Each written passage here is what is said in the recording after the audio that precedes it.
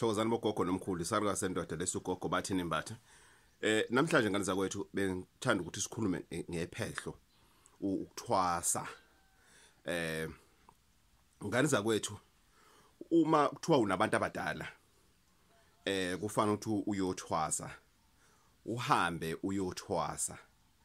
Ngani zakwethu asithwaseli imiphumela efanayo. Kwesinye isikhathi ubizo lwakho ukuthi abantu abakini bafuna nje ukuthi uyobahlambulula ngokwesimo sephehlo. Kufanele ukuthi uyothwasa kugcine lapho. Noma ungabuya futhi abanye uthulele ebusuku usuphumele ephehlweni mhlambe yena musuqeda ukudla amagobongo lawa usuke ushiye nawo usuphumele ephehlweni bese ubuhlalo ngelinye ilanga ubuvuke ebuqashukile bonke. Lokho chaza ukuthi abakini sebenele lento ade bafuna ukuthi uyenze suyenzile sokwanele akukho okunye usafanele ukwenza. So you can't have ama expectations to say yeah but abantu abangeni akusebenzeki in kwesikhathi abakini baqedile. Yes ngeke sikubalekele ukuthi kwesinye isikhathi nakho ukuthakathwa nokuvalwa in kuye kwenzeke. Kodwa ake sibeni positive sithi abakini ngenzeka nabo ba happy ba satisfied anikweletani. Kwesinye isikhathi uyothwasela ngoba uyagula unesifo onaso esingapholi lesifo lesi onaso the only way esingalapheka ngayo ukuthi uyothwasa. That's why uthwasa. Then thirdly kwesinye isikhathi uthwasa njena kufanele vele ulaphe abantu kodwa ungahloli. Fourthly kwesinye isikhathi uthwasa ukuthi ukwazi ukuhlola futhi ube bukhali ngendlela emangalisayo ekuhloleni kodwa ungaphiwa isimo sempande. Kwesinye isikhathi wena uthwasa ukuthi usize abanye abangoma ngokuthi bakhulise ngokusimo sedlozi. So ngani zakwethu asingathathi inhlamba ngaso sonke isikhathi noma sinyeze abantu amathongo ethu sithi awasebenzi ngangithwaselani ngahamba wegogo ngawuthwasa abantu abangena ekhaya in asithwaseli ngokufana. Right ke uma usuphumile ke phehlweni let's say whatever ade uyithwasela kodwa wena unenjongo nentshisakelo yokuthi ufuna ukusebenza.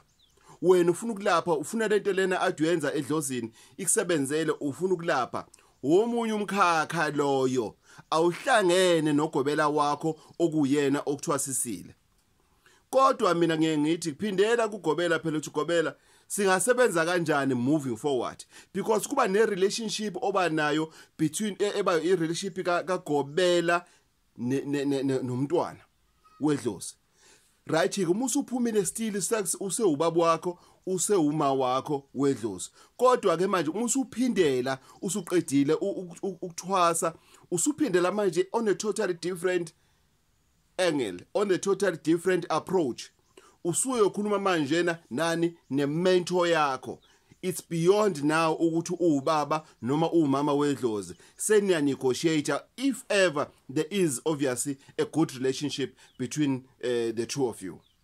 So it is very important ukuthi uma usephehlweni uzame ngasonke isikhathi kwehlela ngenzansi so that uzokwazi ukuthola into osukuyele ephehlweni. Kodwa ngisho kwehlela ngenzansi ukuthi ulalwe njengothwasa bese kuthiwa idlozi liyala ekhaya lithi wethwasa fanele ngilale nawe. That is totally rubbish.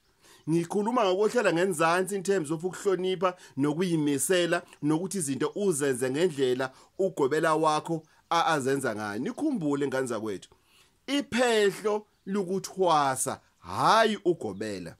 Ugobela kufanele ukuthi ahambe emva kathwasa noma ahambe emva kwezibonakaliso zikabani zikathwasa. Sayikhuluma udaba lolu sajula ngelinye ilanga sakhuluma indaba ukuthi enye yento eyenza ukuthi izinto zonakale yini indaba ka cellphone.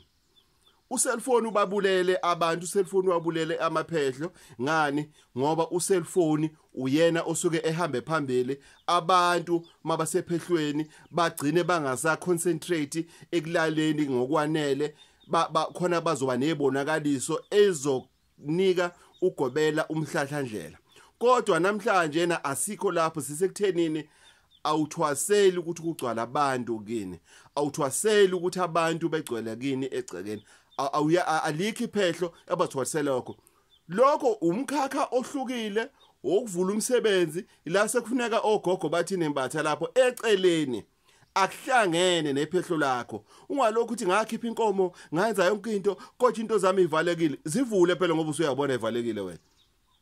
Akhona sonke isikhathi uthi sithakathiwe ngani zakwethu. Kwesinye isikhathi fanele sisebenzise isimo somqondo.